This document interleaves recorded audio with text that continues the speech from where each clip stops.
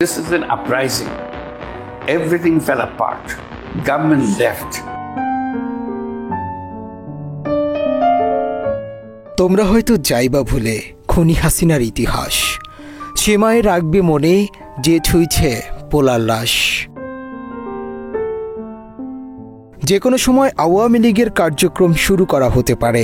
British American সাংবাদিক মেহেদী হাসানের প্রশ্নের জবাবে প্রধান উপদেষ্টা অধ্যাপক ডক্টর ইউনূসের এমন মন্তব্যের পর নিজের ফেসবুক ওয়ালে এভাবেই লিখেছেন ঢাকা বিশ্ববিদ্যালয় শিক্ষার্থী রিয়াদ মাল।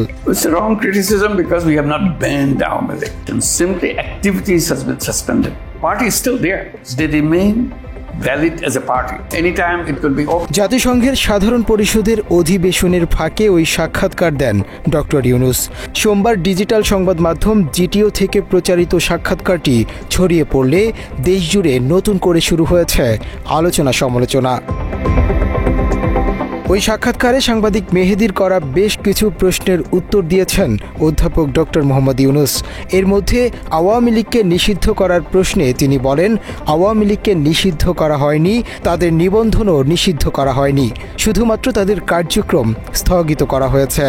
এর অর্থ হলো তারা কোনো রাজনৈতিক কর্মকাণ্ড করতে পারবে না, অংশগ্রহণ করতে পারবে না নির্বাচনেও। আওয়ামী লীগ দল হিসেবে বৈধ কিনা এমন প্রশ্নে ইউনূস বলেন, তারা দল হিসেবে বৈধ, তবে এখন কার্যক্রম স্থগিত, যে কোনো সময় এর কার্যক্রম চালু করা হতে পারে। প্রধান উপদেষ্টার এমন মন্তব্যের পর সামাজিক যোগাযোগ মাধ্যমে উঠেছে সমালোচনার ঝড়। জুলাই গণঅভ্যুত্থানের অন্যতম যোদ্ধা জাতীয় নাগরিক পার্টি এনসিপির মুখ্য সংগঠক হাসনাত আবদুল্লাহ নিজের ভ্যারিফাইড ফেসবুক পেজে একটি সার্বিয়ান প্রবাদ পোস্ট করেছেন। সেখানে লিখেছেন, যুদ্ধ শুরু হলে রাজনীতিবিদেরা অস্ত্র দেয়, ধনীরা রুটি দেয়, কিন্তু গরিবেরা দেয় তাদের ছেলেদের। যুদ্ধ শেষ হলে রাজনীতিবিদেরা হাত মেলায়, ধনীরা রুটির দাম বাড়ায়, আর গরিবেরা খোঁজে তাদের ছেলেদের কবর।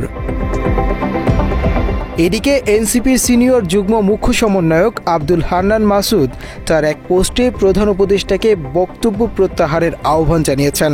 একই সাথে হুঁশিয়ারি দিয়ে লিখেছেন, আওয়ামী লীগের সাথে কোনো আপোষ নয়, আওয়ামী লীগের ব্যানার সন্ত্রাসীদের ব্যানার, এই ব্যানারে কোনো রাজনীতি ২৪-এর প্রজন্ম মেনে নিবে না। নতুন করে দেশকে অস্থিতিশীল না করতে প্রধান উপদেষ্টাকে আহ্বানও জানান তিনি। মাত্র ৩০% টাকায় জমির মালিক হয়ে নতুন বাংলাদেশের গড়ে তোলার স্বপ্ন দেখা বাংলা বসতি।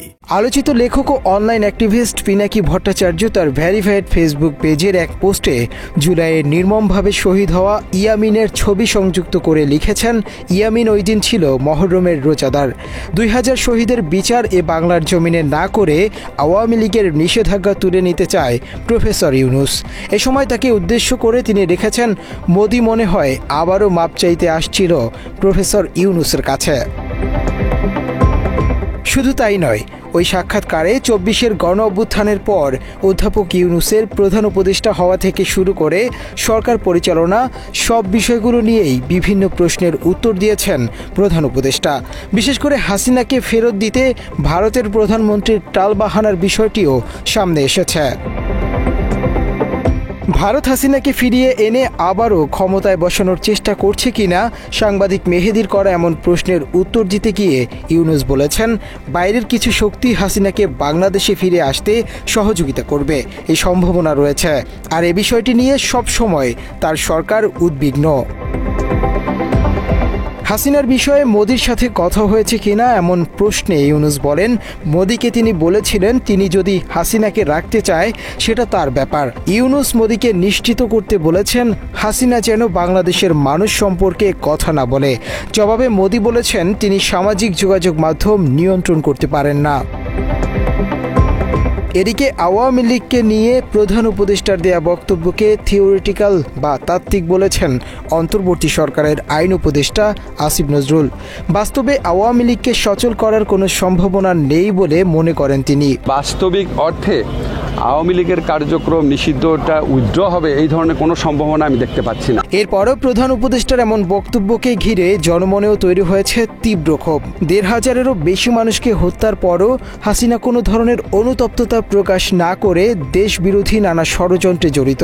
ফ্যাসিস্ট হাসিনার আওয়ামী লীগকে আবারও দেশের রাজনীতিতে জায়গা দেয়া মানে দেশকে খুনির হাতে তুলে দেয়া বলছেন সাধারণ মানুষ। আমিও বিষয়টাকে পজিটিভলি কোনোভাবেই দেখতে পারছি না।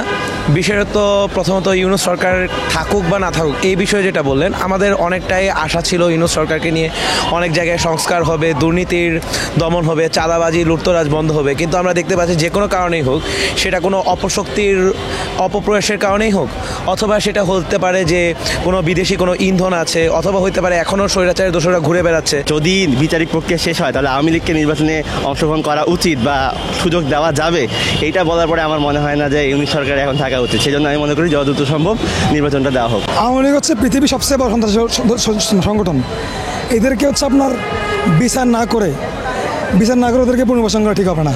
ওদেরকে মানে উপযুক্ত বিচার করার পরেই তারপরে যদি প্রয়োজন হয় তখন লাগলে ওদেরকে পুনর্বাসন করা হোক। কিন্তু আপাতত হচ্ছে এই অবস্থা ওদেরকে ফেরত আনা বা পুনর্বাসন করা বা নির্বাচন অংশগ্রহণ করা, এটা আমি কোনো মতো একমত না।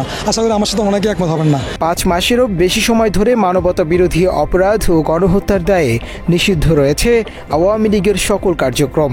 এর মধ্যে বিভিন্ন সময় ঝটিকা মিছিল সহ নানা অগ্নিসন্ত্রাসের মাধ্যমে মাথাচাড়া দিয়ে উঠতে দেখা গেছে দলটিকে।